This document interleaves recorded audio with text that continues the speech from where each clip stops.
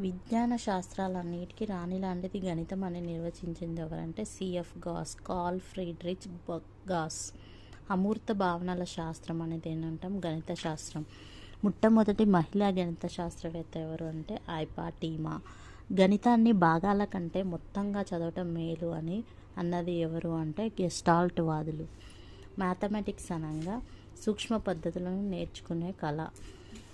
విద్యార్థినిలో తార్కికవాదమును, హేతువాదాన్ని పెంచున్నది ఏంటంటే గణితం.